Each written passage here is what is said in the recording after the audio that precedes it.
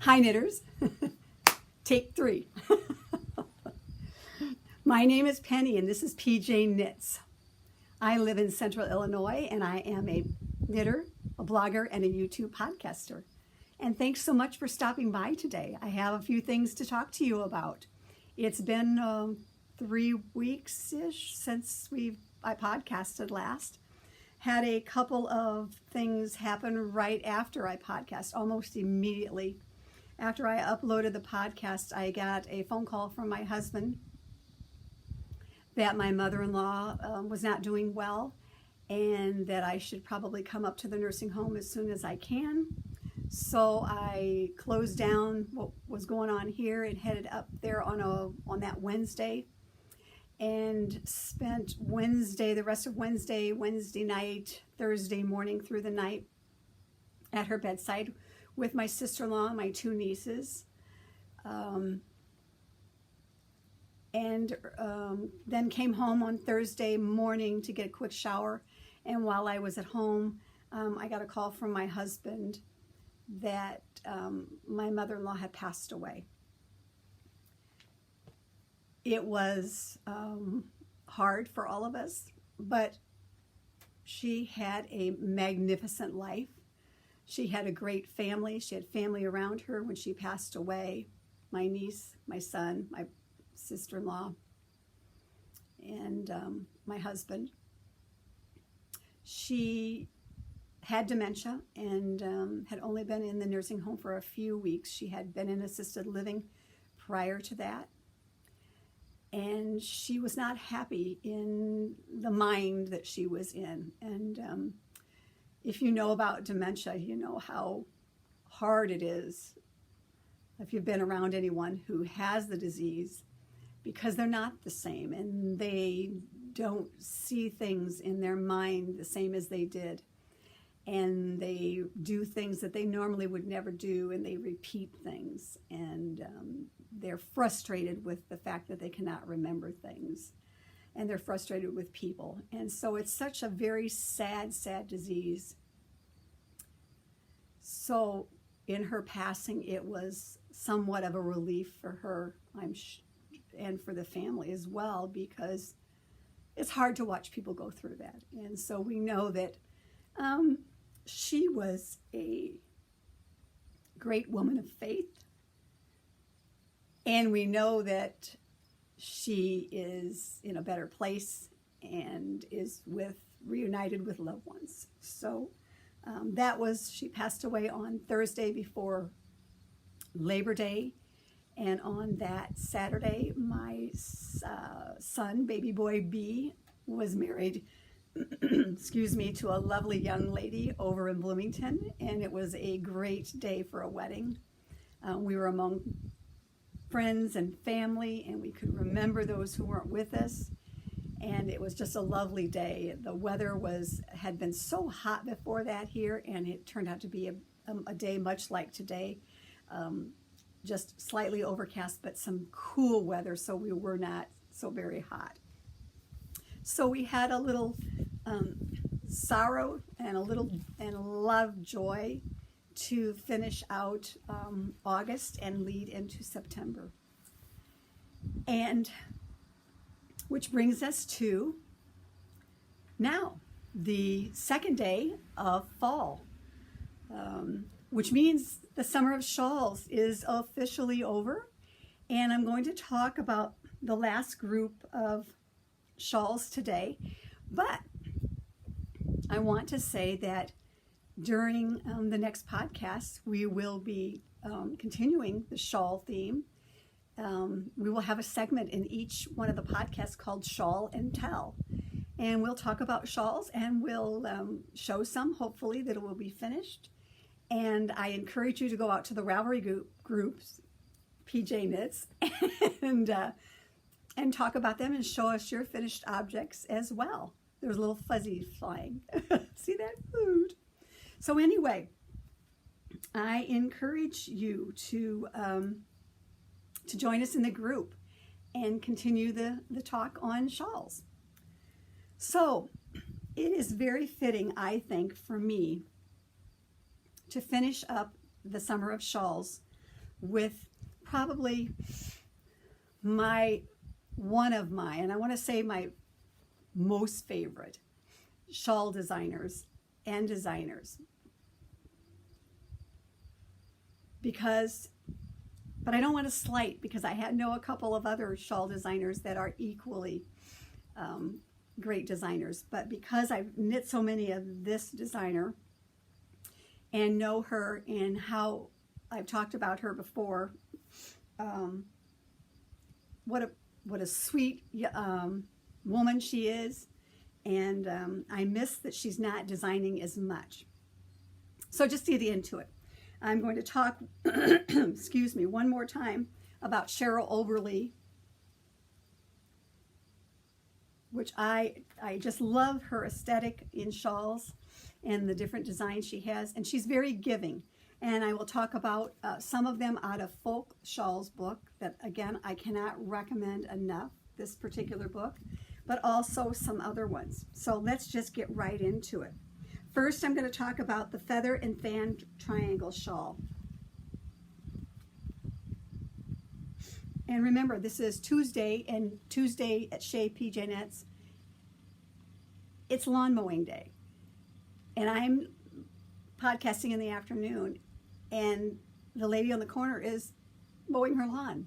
And when I podcasted 3 weeks ago on Tuesday in the morning, she was mowing her lawn. I think she knows.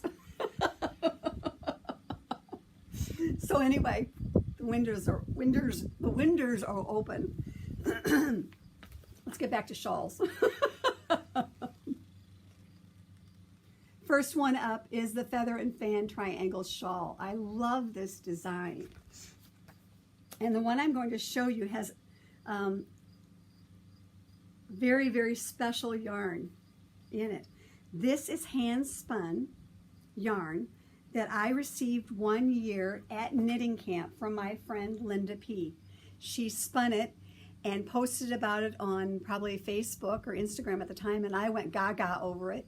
And when she came to knitting camp, Meg Swanson's knitting camp, she gifted me the yarn that she had hand spun. So then next year I came back with a finished shawl, and the one that I chose was the Feather and Fan Triangle Shawl. I love, love, love this shawl. I've talked about it before, and I have done a couple of them besides this one for hospice, but I just love it. And look at the yarn. I'm going to go up now.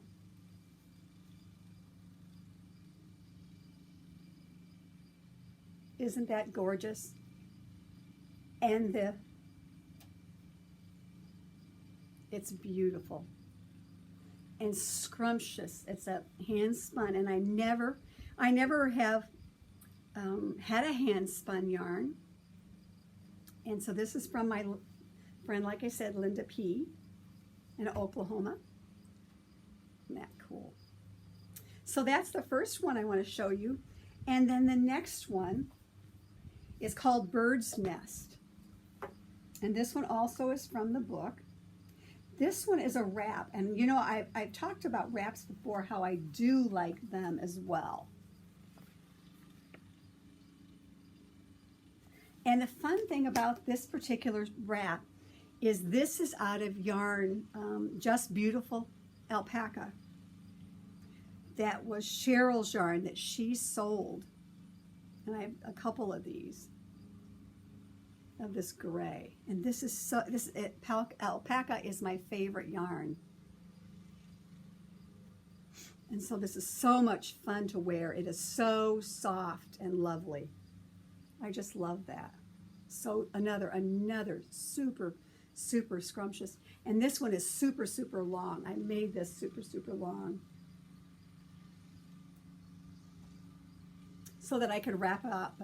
And I leave this one in my car in a bag so that when I go to knitting at, say, Panera's on Saturday, if it's cold in the thing, I can throw it on. Or if I'm in the back seat going to my grandkids' house, I could throw it on in the back seat.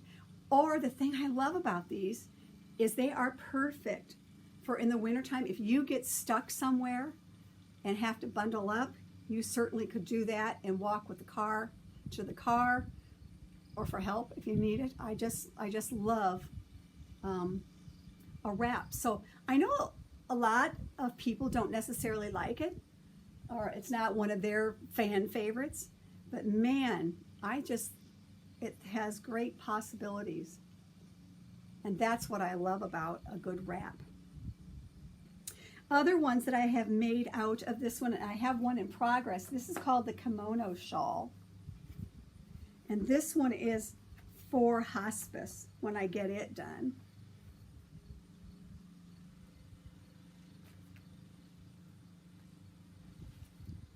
And it's always helpful if you mark that one. I had the wrong page number down for it.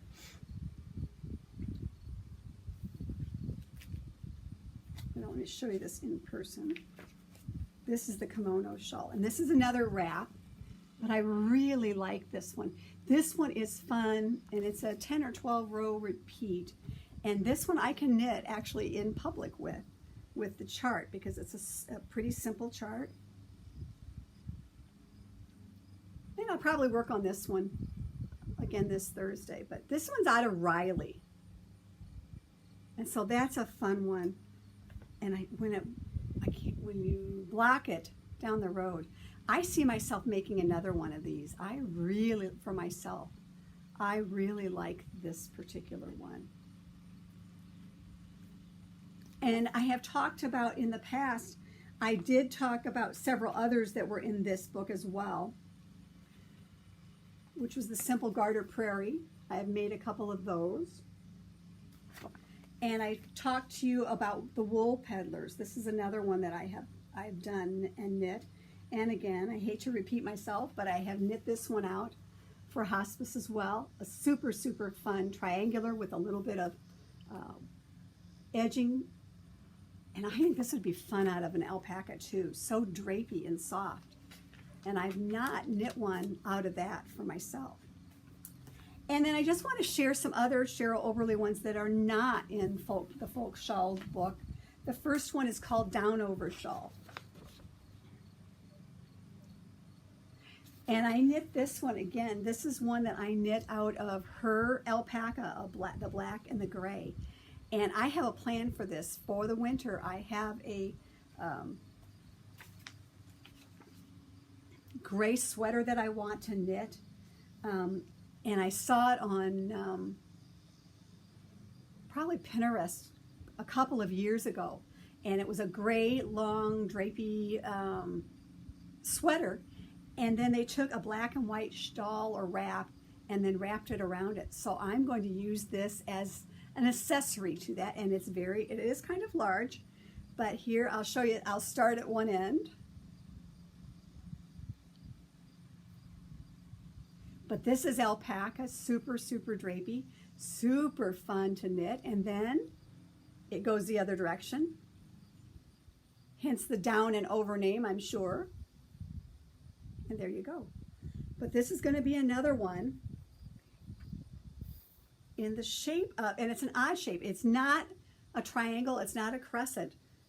But if you can get a feel for the colors, the way it goes. Isn't that cool? And again, this is going to be a super one to wrap around a jacket. This would be great around a black or a gray jacket or a hot pink jacket. This has some great possibilities to it. Whoops, sorry. I need to look at Corey's video again, because she shows how to trap that tail, but won't that be fun? And I'm looking forward to that one. So that is Down Over by Cheryl Oberly too. And then the next one, I don't have it here because I'm not sure where it went to when I was looking for them, but I have done her Faroette, which is a take on the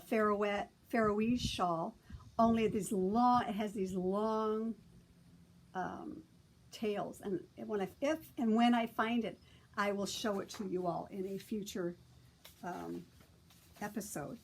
And then this one, Best Love Garter Stitch Shawl. These are all down over and Ferroette you have to pay for. But this particular one from Cheryl, the Best Love Garter Stitch Shawl, this one is a free pattern. So you can go out on Ravelry and find it. And I did knit this one. And again, this was out of yarn that Cheryl used to dye. And there is this one. And this is another one that is big and comfy and cozy and nice in the wintertime or in the fall time. I like to sit out at night because we have a pretty bright street light out here, and I like to sit out later at night and sit and knit, but it can be a little chilly, and I love to wrap this around me because it's big and huge and it covers my arms as well. You can see. So I encourage you to go out and look this one up. And again, this was her dyed yarn, one of her dyed yarns that she dyed several years ago. And I'm sad that she's not dyeing anymore because it was some great, great yarn. Huh? And then Cheryl did a series of Faroese shawls, and I think there's a 1, 2, 3, and one called Reverie. And we'll talk about Faroese shawls later this fall because I like this shawl. I like the way it sits on a shoulder, and I have some, I want to knit the Reverie shawl by her. I have yarn for that, and I'd like to do her other versions of this one. And this is a pay for pattern, but this one's called Fundamentally Faroese Shawl Number 1. And as you can see, there's a technique that is specific to the Faroese shawls down the back that make those so easy to sit on your shoulders. And like I said, I'm going to talk a lot about this in coming episodes because the Faroese shawl is something I want to explore in my knitting this fall and winter. So I have one of those, and again, this is Cheryl's yarn.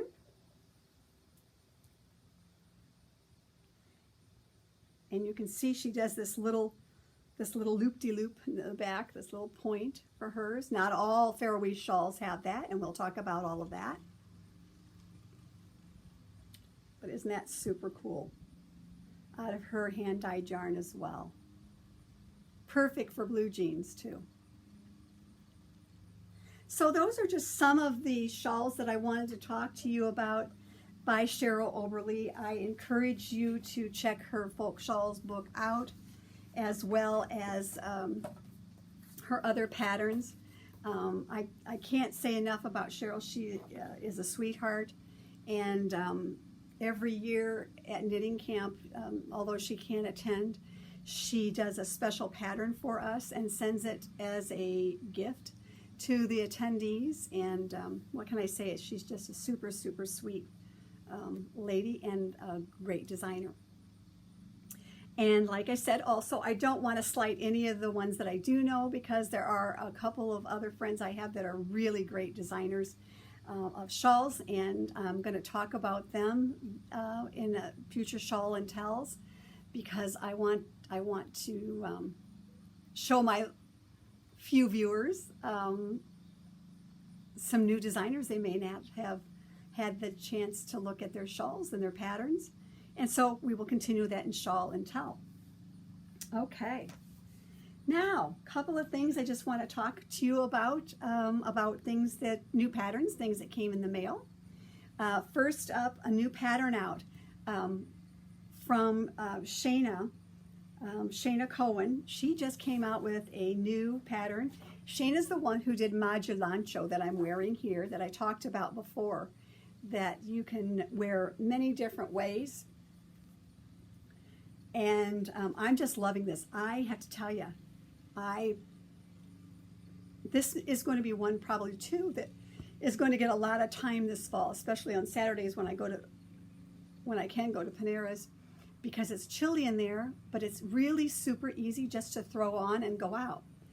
And so I am loving this pattern. But Shayna just came out about a week or so ago with a new pattern. It's called Wrapazoid. It's a modular knit, asymmetrical wrap vest, perfect for stash busting.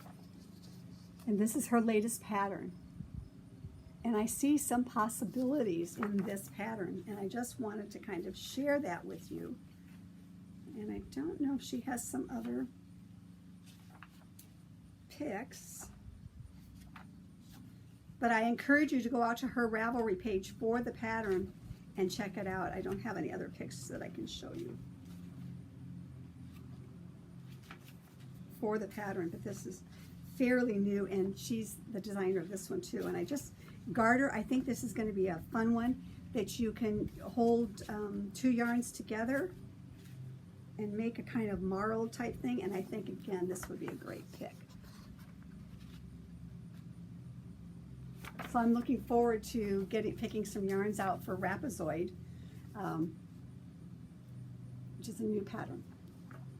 And then what came in the mail also last week is the new wool gathering from Schoolhouse Press, and this, I'm thinking I have to knit this maybe this winter, doing some color work. I want to, this winter, I want to perfect my color work. And my friend Denise Bell just came out with a new color work pattern as well called Bougainvillea. It's a vest, and I want to check out some yarns for that as well. And I really want to do some more color work this winter. And in order to do that, when I do color work, I have tried it several different ways. I am a thrower, so I have tried to hold one in this hand and one in this hand. I'm not crazy about picking, so I sometimes abandon that.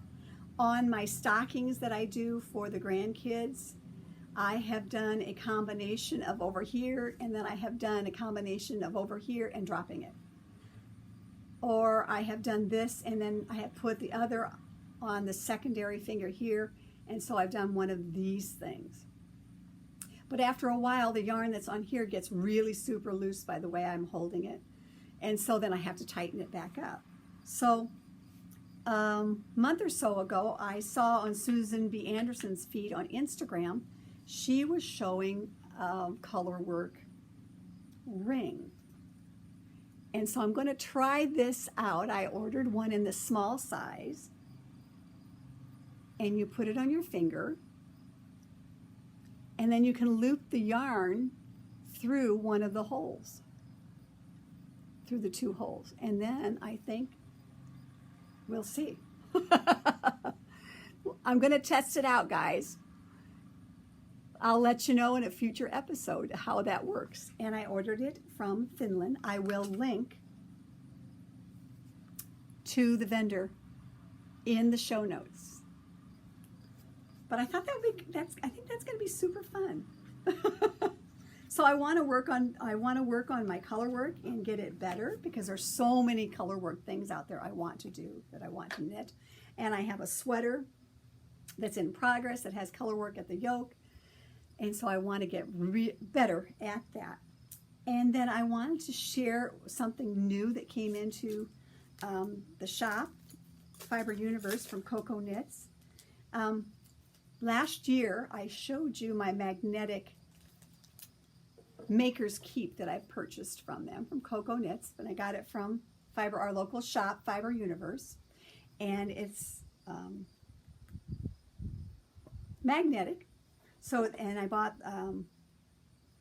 stitch markers that are magnetic you can throw on there.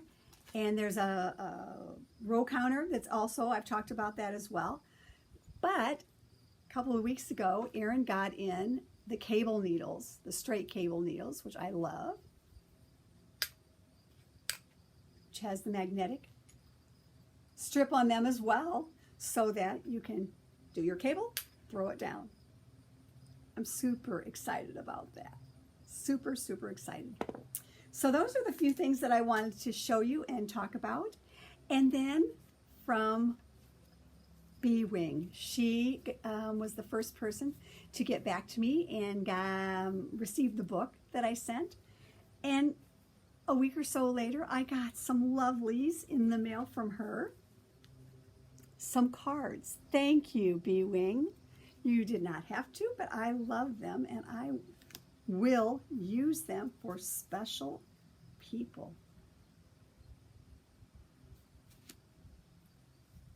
Oh, I love this too. Season of Thanks. That's pretty. I admire people who can do stamping, and I thank you so much, Brittany. You didn't have to, but I do appreciate it. So, what's coming up